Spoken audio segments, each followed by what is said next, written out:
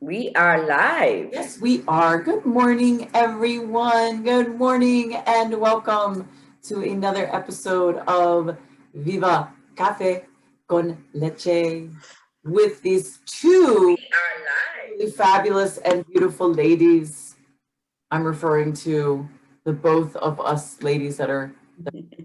So, just in case you're a little slow and you didn't have your coffee this morning, I'm toting, I'm bragging about us. So I am Lori Monaco.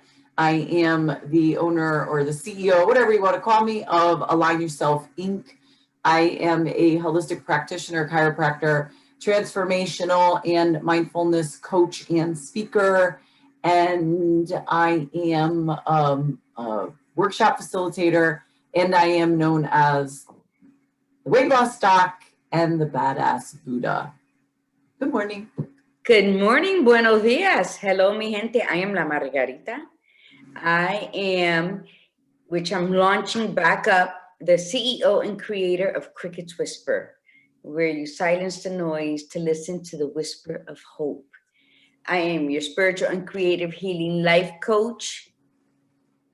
I am the Gladiator Guru. There's so much. And I love being here. And good morning, buenos dias, because it's a beautiful morning. You haven't done that in a bit. So she's also an artiste. She's a blogger, a wedding officiant. I like bragging about her because she has so many different things. Because it fits her. It's like Guru's personality is just so magically orgasmic. How's that? Yes. So diverse, but yet at the same time very connected. Because all of those things are pretty connected, I think. I don't know, maybe it's just me.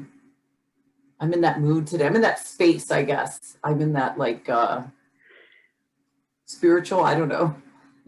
That's a good space to be in. Yes. Some days I'm everything. Some days I'm just happy to be Margarita de Margarita. And look there's Janine. Good morning, Janine. We're so glad Janine is here this morning.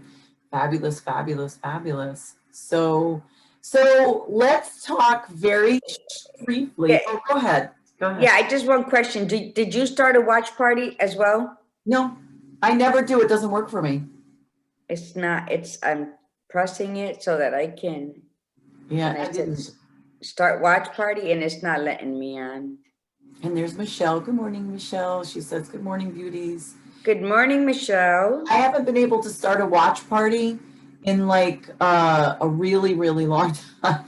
I gave up on it. So I just said the heck with it. And I just share it when it's done to my channel. So let's talk a little. How about that election? Is it over? No. Oh. At least not that I know of. Does anybody have new stuff? I don't know, because this morning, Siri gave me the same information I had last night. Oh, okay. Yeah. Isn't this bizarre? I think the last time we saw something similar to this was right when George Bush went against what's his name, the Democrat that was the vice president. Oh my God, no memory of him whatsoever. One of you guys will say his name, but that was the last time. Remember, it was pretty close, and they wanted like recounts, and it was questionable, but I don't think anything like this, right? So what does that tell you, Guru? What does that tell you? If that, with the way things are going, that we haven't picked anybody yet, what does that tell you? I think it's safe for me not to even speculate because it can, it's like in the blink of an eye, things can go different. So I had just said since last night, I'm not going to stress. I'm just going to sit back and just let, see what happens. My contribution was that I voted and I took my time and research and voted correctly in my book, and I stand by it. And I think as long as we all voted and we participated and all we have to do is out of my hands now, so I can't stress it. So I don't even know. Oh, no, I didn't mean your prediction. I'm saying, what does that tell? To me, that tells us that we are a really seriously divided country. It's so divided. It's scary because Yeah, I know families that have been divided right now because of the different voting stuff and how they're voting.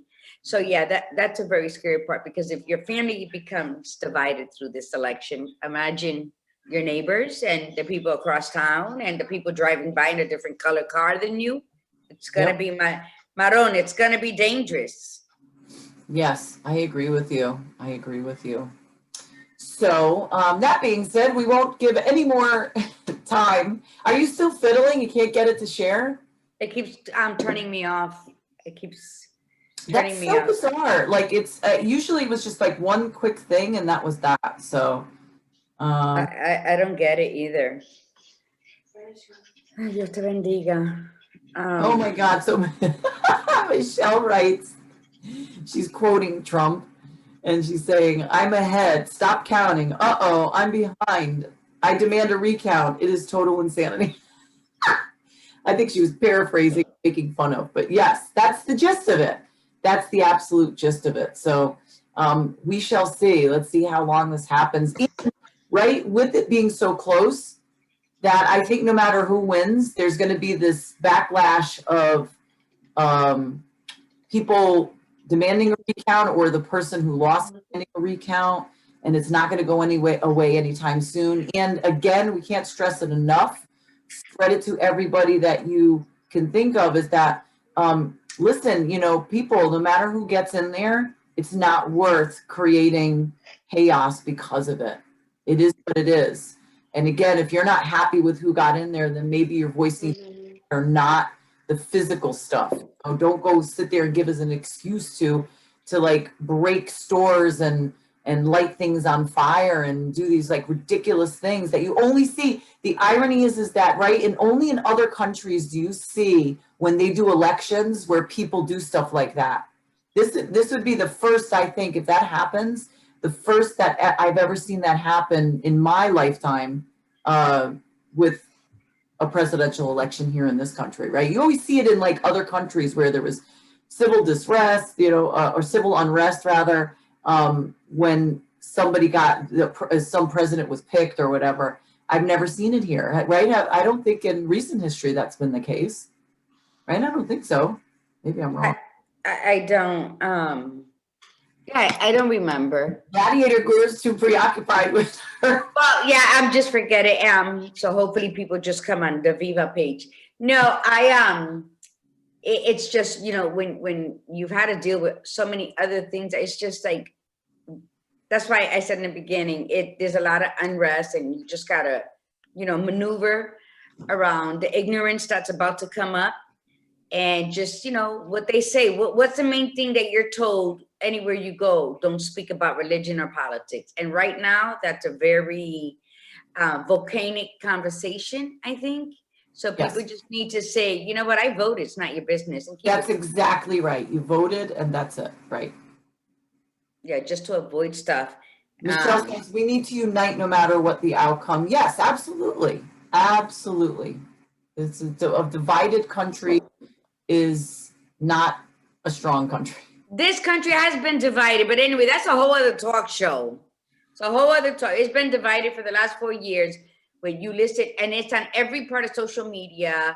One person's criticizing the other person's, threatening the other person's. It's been ridiculous. So I've just been like not getting involved. But if it makes you feel better, we'll just talk about our coffee. I love this mug. I love that one too, but I'm going to show you. I love it. I love peace. Oh, yes, love. You have a special mug to show. No, last night I was gifted a new coffee mug. Yes. Oh, I didn't hear about that one. Man, you gifted late because you and I were on late last night. And look at my handle, and then it says on the inside, my favorite people call me grandma. And it says it's glamour. And I just think it is adorable. Yeah, my beehive one. Yes, this is Argenis, my son-in-law. Him and my granddaughter gave it to me last night. Oh, That's what my daughter said when she saw it. They didn't even include her in the gift. She was like, "Oh." Oh my God, that's funny. But you have another. Yes, this is my water mug. This is by Jalisa Creation. She's on Facebook, and she does these tumblers. And this one is my book. So here's the tree of my book, and then these are torn pages from it. And she highlighted certain quotes. Like right there, it says "Power of Pussy," which is one of my series of artworks, and going to soon to be a workshop. That Forgot to Forget. This one says "Keep Moving." I just love these. And then over here is the Gladiator Guru, Magically Orgasmic. But all of these are little quotes or parts of stories from my book, So Searching for Peace, a book of tears shed in print. And that is the cover of my Life and Death and Rebirth tree. And I think it's amazing. She got glitter on the bottom. So yes, there's glitter kind of spread throughout, and I'm all about glitter. I love glitter. And she actually did my personal quote that I have out there is "May your soul sing and your spirit dance." Yeah, and I use this only for my hot water, so I love it. So good morning, good morning. I have the intention, you have the mantra, right? But mi gente, we're still doing, please, the selfie shot of your mug or of you in your mug, and send it to us via messenger, text, if you have our numbers, and Instagram, right? They can send it through. Yeah, you could send it that way. Or post it, yeah. Yeah, you could even email it to us if you wanted to. It's Viva Cafe con Leche 2, right, at gmail.com.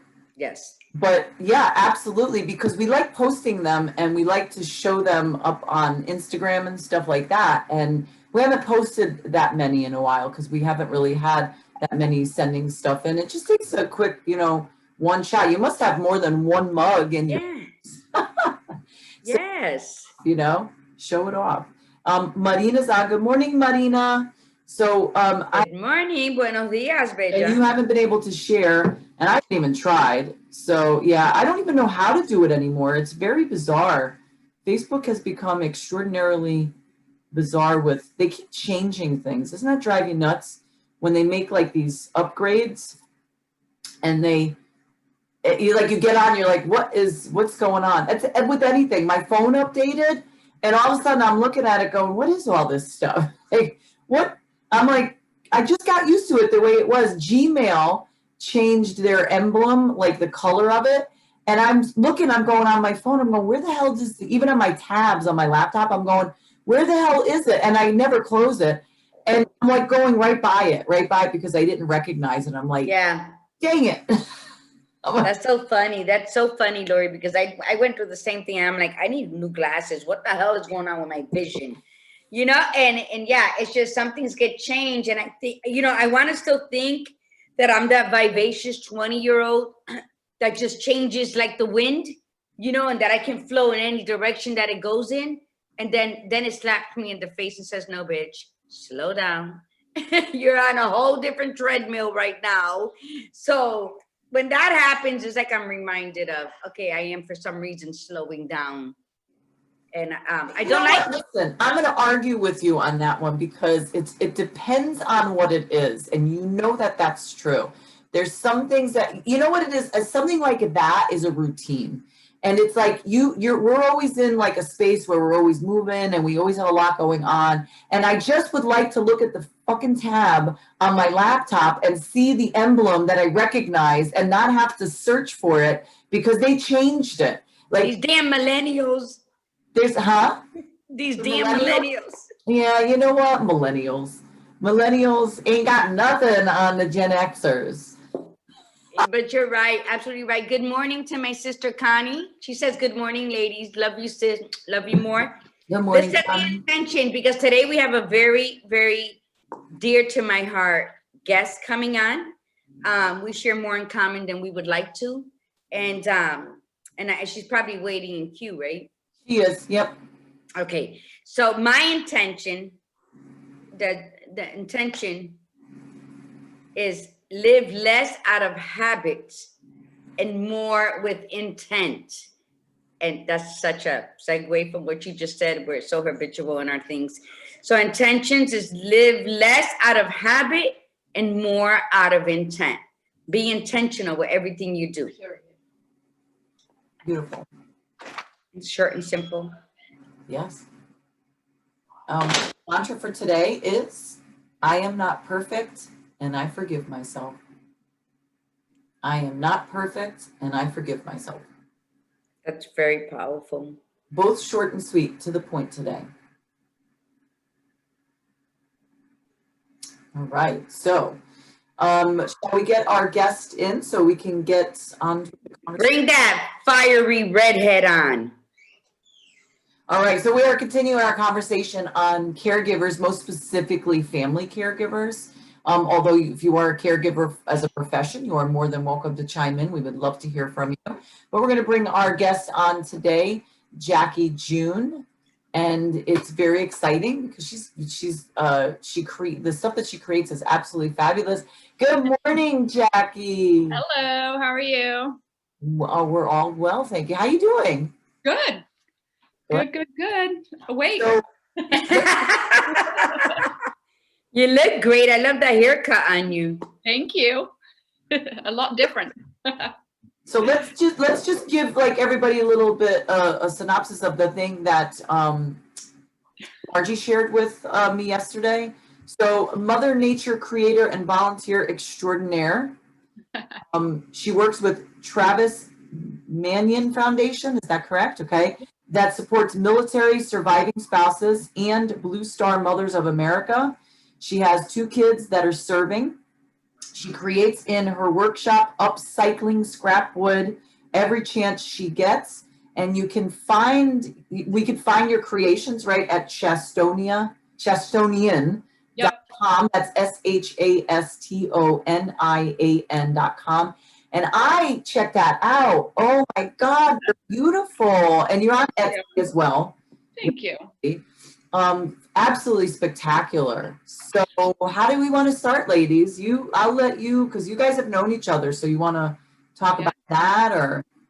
For a long time. It has been a long time, right? It has. Oh my goodness. I'm so honored that you are on the show to talk about such a touchy subject. Last week when we spoke about it, I broke down. I had that knot in my throat. And to me, that was like crying, like boo-hoo, like a woman you want to slap. But my friend's like, no, you just like, but it's just such a touchy subject, but it's still a story. I know that it's a story that I love to share because it needs to be shared. Absolutely. And Matt was just amazing. He was adorable in his spirit, and he was fine as fuck. His blue eyes, the structure of his face. They had that little spicy humor to him that it was and him coming to drag Eric out of bed when Eric wouldn't get out of bed. I mean, those things you just never forget. Right. Never. Yep. Yeah. IKEA dates. The IKEA, him making Eric Practice with his wheelchair. and speed through IKEA. They're unforgettable. So I thank you all for always doing that. And so she has some questions we wrote. I just don't have the printed sheet here, but it's sort of the same questions we used on Tuesday because they're so powerful. So are you ready? And then you can go on and explain in your way, but there's one. Yeah, go ahead, Jackie. I'm ready. Bring him on. Sorry, while you were talking, I was trying to get my kid to get up and get dressed and get a move on. So I was like throwing stuff at her because she had headphones. So I apologize for that. You do what you got to do as a mom. Exactly. I was throwing light stuff at her, so it wasn't like I was throwing anything like, like I could have picked up the little jade elephant and really huzzed it at her, but I opted not to. Okay, so these were some of the questions that we had on Tuesday. And we got to some of them. So, it's not like we have to get to all of them. So you sort of see where you want to go with it, Jackie. Okay. So what is it like to be a caregiver? What do we give up as caregivers? What are the challenges, including taking responsibility for a family member who we have issues with? We talked about that little piece. What are the rewards? Why do we do it? What emotions do we discover about ourselves? And what about self-care for the caregiver? So there's a lot there, and I can repeat if you need it. Oh yeah. Go you can put the way you want to go. I didn't write any down. I'm like, I don't have a pen. No worries. So what was the first one? Sorry. What is it Don't be like to be a sorry. caregiver? So tell us your story. What if you want to share your story with us? Yeah, so I met Matt in early 2010. He had just been diagnosed. So he was still walking. He was still, able to feed himself, dress himself. You would never really know that he had anything wrong with him unless you knew. You may have thought he was maybe a little drunk, the way he walked, or a little clumsy, the way he picked stuff up. But for the most part, he could still drive and everything. So it was good. So luckily, in that respect, I was kind of eased into the whole caregiving thing. I think had you told me in 2010 what I was in for, I probably wouldn't have believed you. Because it does get so heavily involved so quick. Yeah. And that's, you kind of, you're starting to lose yourself, and then before you know it, it's too late. Good way to put it. Yeah. So it's kind of hard to get, I know Margie and I both went through times where we were kind of like, what are we doing? Yeah. Like, why are we here? I mean, it's a thankless task sometimes, you know? I mean, that's just the reality of it. It doesn't matter how much you love somebody, how much you love their family, how much their family loves you. At those times, they all act like they hate you. Yes. You're making decisions based on what's best for everybody, and all they can see is they want what's best for the person that you're caregiving for. And ultimately, what's best for that one person isn't what's best for everybody. Correct. And that just creates chaos. But we welcomed that shit, didn't we? Oh yeah. We had our shield and our sword, like bring it. We're both families, yeah. Yeah. I mean, it's, when I think back on that time now, I mean, if you met my stepdaughter today, you would never know that we were at like this the entire time Matt was sick. How is Rachel? Yeah. How Yeah. is she? She's awesome. She's Good. married. She has a stepson, and Okay. yeah. So, and she's amazing. I mean, I never thought I would say that about Rachel. I mean, I was taking care of her dad, and so it was tough for her to see that side of him and not be the one to help him. And his sister was the same. His sister wanted to be the one to take care of him, and he didn't want that. His mom wanted to be the one to take care of him, and he didn't want that. And so there's, whether we wanted to or not, we had to give up what we wanted, I mean, and when his family would get mad at me, or they would call me selfish or whatever, I would remind them, I gave up my hopes and dreams in that moment to take care of Matt. And not to toot my horn by any stretch of the imagination, because God, I love that man, and I would do it all over again. But I think people forget in that moment, we give up everything. Because as much as we try and convince ourselves that we can do it all, we can't. When I met Matt, I was going to school to become a preschool director, and I had to give that up. All I had to do was file the darn paperwork. And I could have been a preschool director, and it never happened. And by the time Matt passed, too much time had passed for me to even just pick up where I left off. Would have to recertify and just this whole mess of stuff. And so you kind of like, well, now what? Now what? Absolutely. Yeah. Now what? How many years did you take care of him? How many years did he last? He just over 6. Okay. Yeah. So he was diagnosed early 2009, and then he passed away in October of 2015. So I took care of him for almost 5 years. Wow. Yeah. Full time for 4. You actually brought up a really good point, and we didn't talk about this on Tuesday, is when you're dealing with the family, they all do have they have their own agenda, their own ideas, their own expectations. You either have family members and friends that disappear and don't want anything to do with it. Most everything has to do with emotions, I guess, I would imagine. So you get these people that fall out because they can't handle it, and it bothers the person who is ill, but it also bothers the caregiver, because you're seeing and hearing from the ill person. And I know Guru, we talked about this with Eric, and there were certain people that were just behaving very badly. But then you have to be the person in between to deal. So you're taking care of the individual, but then you also have to take care of those that are coming around. Right. Because there's this constant like navigation and you control that you have to put into play.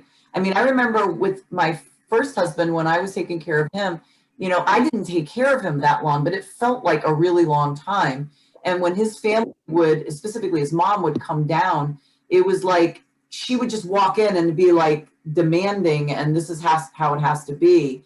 And because that's how she always was anyway. She was a very controlling person. And I'm like, same thing. It's like, I'm taking care of him, you know? And she was like, oh, he would do better with me and you should just send him up with me. And I'm like, but that's not what he wanted, you know? He didn't want that. And even after he died, it was a struggle for a good couple of years where she said horrible stuff to me afterwards. And it was just so uncalled for. It was so unnecessary. People don't realize, even the ones who say they want to help and they want to take care of, I don't think they fully know what it entails. They have no clue. And that's something that used to drive me insane, was when people would say, if you need anything, call me. Ha! And it's, yeah, like, well, thanks for adding one more to do on my list. You know, but then you have those people that just show up with breakfast, or they just show up with dinner, or they just show up at your house and take your kids out to dinner, or whatever it may be. And those are the people that just come over and say, hey, I'm doing your laundry today. Yeah. You know, that's the help that you need in those moments, because That's Matt doesn't correct. want it. You know, he didn't want anyone else to take care of him. Mm-hmm. I mean, it was humiliating for him sometimes when he needed to go to the bathroom and couldn't do it himself. You know, the last thing he wanted was his mom to do that. So, yeah. It was hard. Yeah. Go ahead. I was going to say, at least your family or his family said mean things to you. I haven't really heard from Matt's mom and dad. I mean, I see them every once in a while when we go back up to Ohio, but beyond that, we don't really have a relationship at all anymore. And his sister, I haven't heard from his sister since Matt's memorial service in Ohio. So. Wow. I don't have a relationship with that side, with his family either. I did with his youngest sister for a while, but his other sisters decided that I was this horrific person, and which was the irony of it, really. Yeah. I mean, you know, the Tuesday conversation was that we didn't have a great marriage, and he really did not treat me well, but yet I did that, you know, I stayed. And like you said before, I'm not tuning my own horn. It's not that. It's just that I felt that was my duty and obligation, Right. Even though we were sort of heading for a divorce. But and I don't regret it. You know, I don't. It was only 3 months. It felt like a lifetime, but it was and really 4 actually before the diagnosis. But I don't regret it. It's just, it was hard. And I can't even imagine what it'd be like to do it for as long as you ladies have done it. And then Guru decided, hey, that wasn't enough. I had to do it again. Yeah, but what are you thinking? no shit. I want to but one thing, the difference was that Jackie and Matt were very adventurous, and Matt didn't have the pain portion of it like Eric did. So Jackie and Matt went in their minivan and traveled cross country. Yeah. And he was in his wheelchair. And I know that Jackie, that's exhausting, taking him out of the car, putting him in the car.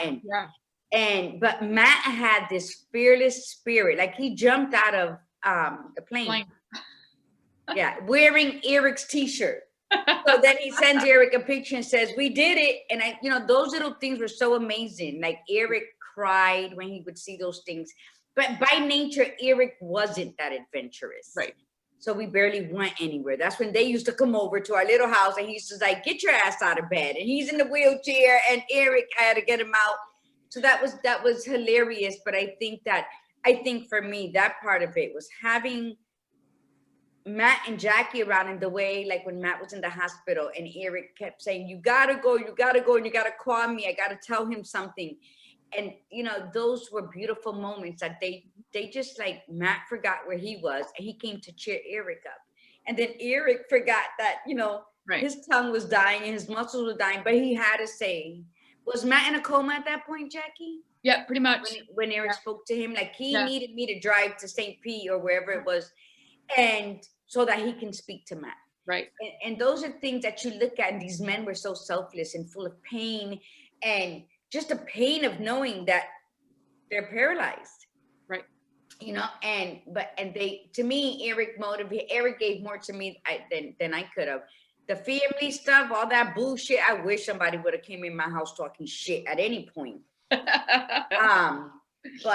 it was there. The absence was there, and the excuse was, "Oh, I can't see him like that," which was all bullshit. And I even told him. And that's how it was with Matt. I mean, for the most part, if we didn't go to Ohio, we didn't really see his family at all, and that just blew my mind. That here we are. It takes us forever to pack up all the shit that Matt needed. I mean, he was on a ventilator. He needed a suction machine. He needed a cough assist. It was just endless. And yet we had to pack all that stuff up and go to Ohio for them to see him. I mean, a couple of times over those 5 years did his family come down, and it was just, even when Matt went into the hospital at the end, and I called everybody to say, okay, he's unresponsive and this is it. My parents got here from England faster than his family got here from Ohio. And that just, to me, said it all, and then just from that, even at the very end, when I was trying to get him home and get him comfortable and make him, fulfill his wishes, his family all went out to dinner. And my son, who wasn't even Matt's son, my son and my dad were the ones that were at the pharmacy getting the morphine to make Matt's last few minutes the best. And it just blew my mind that his own mother, she put that on my then 16-year-old son, knowing what the morphine was for. He had to go do that because his mom had to go get dinner. I remember that. See, now you made me cry. But yeah, I mean, it's just a moment like that. I didn't sign up for that. I mean, that stuff, like, again, if you had told me 10 years ago that that's where I would have been like, whatever, I'd never let that happen. And that's, and I think now to this day, there's very few people that I actually talk to about that time of my life. After Matt passed away, I was all gung-ho and yes, I'm going to be an ALS advocate for the rest of my life and blah, blah, blah, blah, blah. And then you just remember the pain that comes with that. And that's when I was like, I can't do that anymore. I mean, I'll still look out for ALS patients and I'll never leave them to fend for themselves ever. But I just can't, for right now, that pain is still just. It's still there, like you talking about it. Yeah.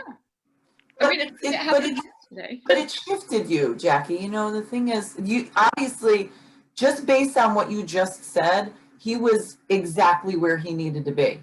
Yeah, totally. No way in hell his family would have been able to care for him the way you did. Right. And that's actually what has gotten me through. Like this year, his anniversary was just a couple weeks ago, and it was probably the best one, if that's even something that you can say, because are you allowed to have a best death anniversary? But it finally just sat right with me that I was never meant to have Matt for the rest of my life. He was the one that had me for the rest of his. And I'm okay with that. That's beautiful. He was a season. I wrote about that. He was a season. They were seasons in our lives. Yeah. And I believe that they came to set us up for who we were meant to be. And I think about, even just in my volunteer work, I shifted, instead of working with the ALS community, which reminded me of so much pain. Even when Matt got out of the Army, he just spent the rest of his life pretty much coaching all of his kids in, every sport imaginable. He worked at the local post office, and he was always around town. Like, he was well known in his community. And so that's why I now work with the Travis Manin Foundation, because they focus on helping surviving spouses heal by carrying on service in honor of their loved one's service.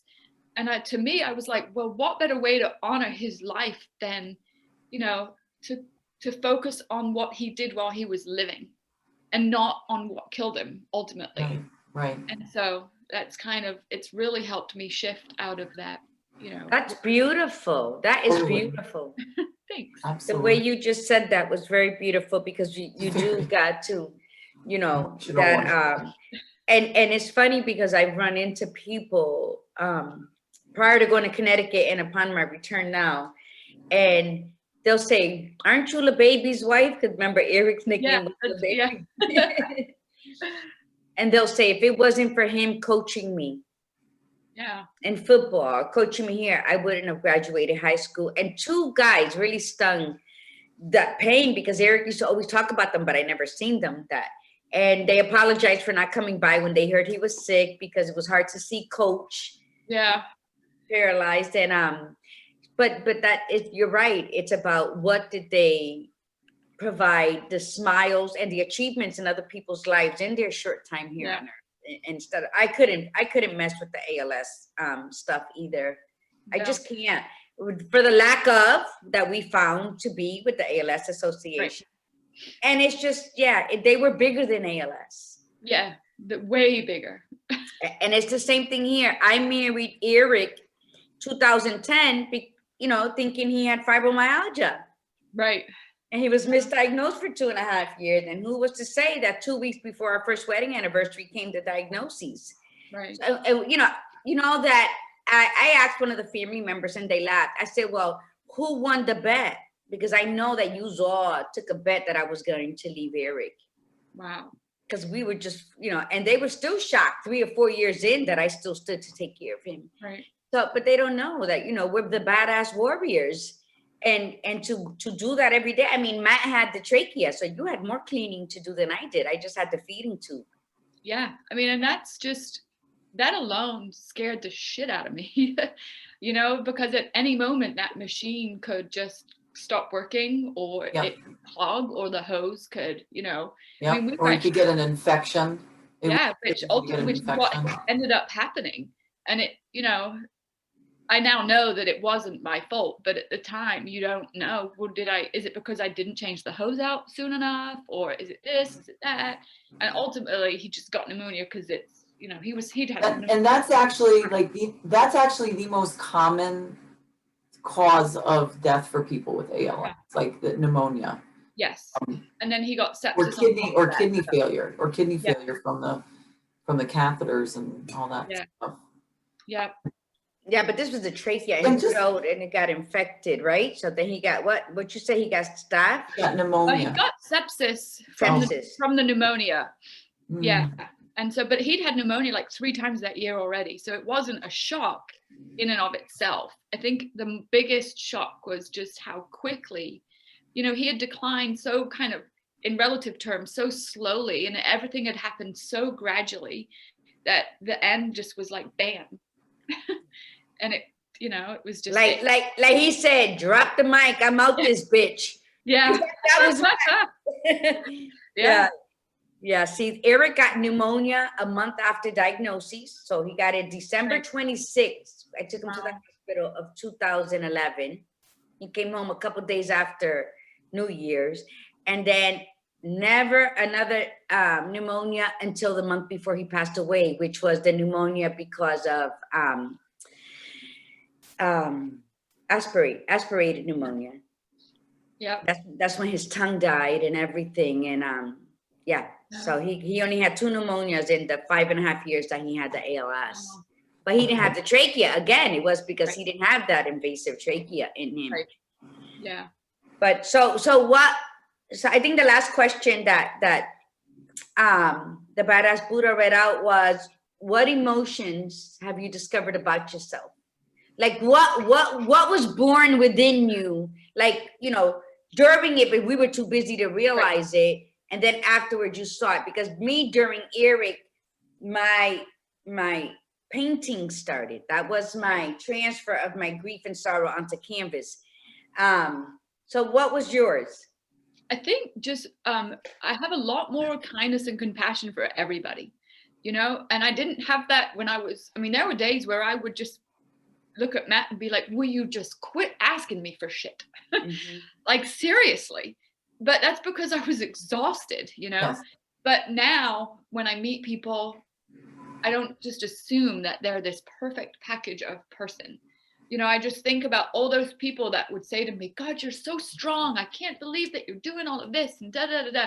And in the meantime, I'm just like dying. In your head, you're like this. Yeah, Right? it's like, fuck you. You know? And so now I don't know. And again, but with the creativity too. I mean, it started out as just a way for us to raise money and awareness for the charity that I was part of, the Embracing Life Through Love. But then it just became so much more for me. You know, there were days that I would look at Matt and just think he's so broken, but he just has this, like Margie said, like this huge spirit and just this love of life, and he never lost that right up until the end. No. And so I've always loved nature and woody and the rusticy side of America, and so I would just started making stuff out of scrap wood, and it just, for me, I think just became kind of a picture of Mac. You know, he was so broken, but just had this amazing outlook on life. And then for me, I was able to just take these bits of scrap wood that people were literally throwing away and just create whatever out of them. Like no agenda, no anything really, just. See, that's beautiful. And what was your best creation thus far? What was your... Oh my goodness. I don't know. Like sometimes it's just like the random things. I made this one, it was like this old palette that someone had, just tossed at the side of the road because half of it was broken. And so I had sanded it all down, ready to stain it. And it just looked so perfect. It was almost like a gray driftwood. And so I used rope with like glue to create the letters like of love, but I used like this big cream sunflower as the O. And it just was like, I don't know, it was gorgeous. And this little girl bought it with her pocket money, which was awesome. But a couple years ago, so yeah. I still have my heart daisies. It's hanging in my bathroom, and that's why I asked you to make me my sign from my front door. Because people just don't get it how you don't walk in my house with shoes. Yeah. But I was speaking to Lori about the beauty of the urn that you made for Matt Lashes. Can you share a little with us? Because was that your intro to your business that you have now, making that? Okay. Yep, pretty much. So Matt and I, when we first met, he actually was just down here visiting a friend. He went back to Ohio, and so we would just be on the phone and watch movies together. We'd like find a channel that we both had on the television, and we would watch movies together. And one of them was Pure Country with George Strait in it, and then the other one was P.S. I Love You, which at the time. Oh my God. Yeah. Right. So that kind of became our thing and the sicker he got, like we would watch it at least once a year together. And then the sicker that he would get, he looked at me one day and he's like, you're going to be that woman, aren't you? That just carries my damn ashes around everywhere. And I was like, maybe, because I knew that he wanted to be cremated at that point. And so I kind of used that as a springboard of creating the box that Matt's ashes were going to be in. And sure enough, he sat on my dresser for 2 years before I had him interred at Bushnell. Yeah. But I just, and so now I've actually sold like a lot of them. And I recently made one. A friend of mine lost her husband in 2004 in Iraq, and he was buried in Germany. And so she just had him moved from Germany to Arlington National Cemetery. And so I made a box almost identical to Matt's for her husband's ashes that's now in Arlington Cemetery, which is kind of cool. So, but wow. But it was, that was, again, it was very therapeutic too, because, I picked up his ashes from the funeral home in just this black box. And, they're trying to sell me all these high-end $500 boxes and urns. And I'm like, no, thanks. I've got my own plan. And so just to be able to make that, my dad helped me and we kind of figured it out. And, it was just, it ended up, I hated almost to inter him for that reason, because it was a beautiful box. It was. I was bragging about it. I think that caregivers are not given enough credit. And I feel that as caregivers, tell me if you agree, that we like almost have to be in the front lines of battle, defending and protecting who we are as a caregiver, because people, they don't care about us in the moment. It has to take someone else say, wow, caregiving is something special for them to click. And I mean, it's a battle I don't mind going into, but it's still a battle we shouldn't have to when we're dealing with the battle of keeping somebody safe, healthy, and alive for as long as God wants them alive. Yeah. And that, I think, burden is worse than raising a child, because someone's life for sure. literally in your hands. So you don't sleep, either you overeat or you don't eat, or you gain all this stress fucking weight. Yep. And then you're like angry. You're angry at the world, but every day you get up and you give medication and you wipe asses and you feed and you do it all. And you do it with love, which is so amazing. At the end of the day, you're like, how the fuck did I get through this day? I haven't slept. And it's because of the kindness and compassion that we always carry, but didn't have time to recognize. Right. Yeah. Until after the fact. Exactly. Yeah. So Yep. I think you answered a lot, and you made me cry. Sorry. The other thing too is that when you were talking about how, you know, your feelings in the midst of it all, you were so real, like you just really seriously like want to just say like, fuck you, I just want to get out of here. Yeah. People like have this judgment who've never done caregiving, or they've done it and they've done it a long time ago and they seem to forget, they have selective memory, that, oh, how dare you? Like, how dare you say that to the person that's relying on you and blah, blah, blah. And it's, listen, that's being real. You're exhausted. You know, and there's something psychological where you say to yourself, it's one thing to be getting up in the middle of the night for a child. But when you have to get up in the middle of the night and take a grown-up to the bathroom and wipe them, there's this, you know, and you don't mean it. There's this just psychological thing in your head going, you're supposed to be doing this yourself. But even though you know they're ill, it's just and you're tired and you don't get a break. And we're not talking like a child that weighs 50 pounds or less, you know, that you pick up and you move and you do this and that with. You're talking about an adult that weighs 150 plus pounds that you have to maneuver and you have to do this and you know, move your leg, like with your mom, Guru, where your mom just doesn't want to move her leg. And it's like you get frustrated, and these people on the outside have the nerve to really judge that and be like, oh, shame on you for talking like that, seriously? Then you've never done this before. You've never understood what it's like to feel so alone and tired and like you can't escape it.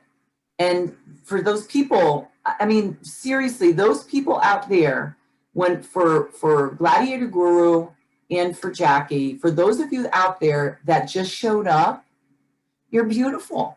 Yes, thank you. Just show up and say, I'm here, I'm doing laundry, making you something to eat. I brought you a lasagna. Don't worry about it. How much is that bill? I'll pay it. Like, just, I'm at the grocery store. I'm on my way to your house. I bought you groceries. That is what caregivers need. They need the phone call. You know, what can I, you know, let me know what you need. And I get that. And it's not a judgment. Some people just don't know what to say, but we're telling you what to say. Like we're telling you that you don't just say that. You say, either if you call and say, what do you need? Oh, you don't know? Then I'm going to figure it out for you. Then I'm going to get you this. I'm going to give you a gift card for the food store. What, you can't go food shopping? Then I'm going to sit down with you. We're going to order you food, or I'm going to pick it up for you. Right. It's those things, you know. And if you just drop something off on the doorstep, no caregiver is going to say, well, that's not really what I wanted. Exactly. Yes. You know? Or that you didn't say hi. Or that you didn't say. So for the people that really, you know what, I get that. I know there are some people out there that really, truly cannot see that person sick like that. Right. However, you don't have to see them. You can talk to them. Exactly. Voice. And if you don't want to see them, but you need to bring something, like you said, just drop it off. Yeah. Just drop it off, and you leave a note and say, listen, I know I should be getting in there and saying something. I just can't do it, but please take this. And most caregivers won't judge on that. Yeah, but you know what? I'm the caregiver that says, I don't care what you, oh, I can't see him like that. Jackie, you know, that was my biggest problem. My biggest pet peeve with people is that bullshit line that came out of their mouth. I just can't see him that way. Then move the fuck on, because then I don't even need you calling with that fake bullshit.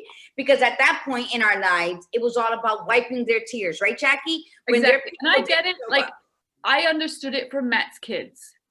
As much as I still hated it, I understood that Matt's kids found it hard to see him that way because that was their dad and he was dying. I get that.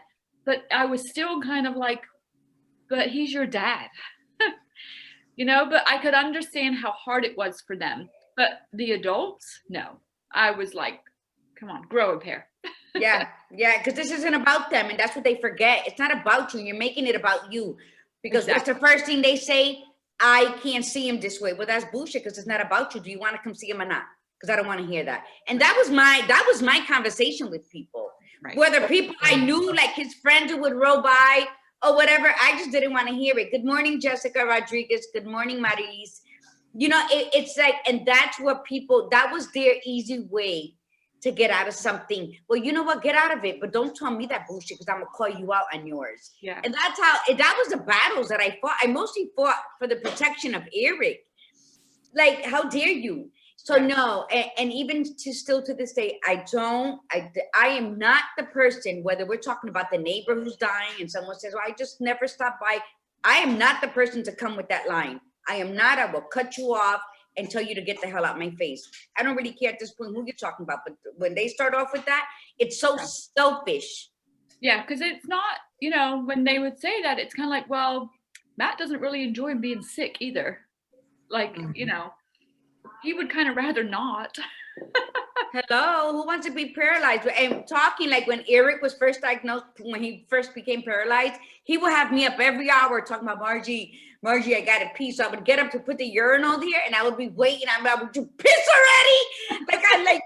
Who wants to, and it was his own fear that he was going to pee on himself. And I said, that's your fear. Do not wake me up 5 fucking times and you're not going to piss.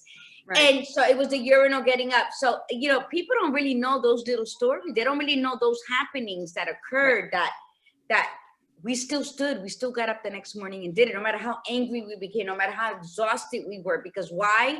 Because that's what love is. Yeah. Love is about saying, I'm tired. I don't even know how I fell into this.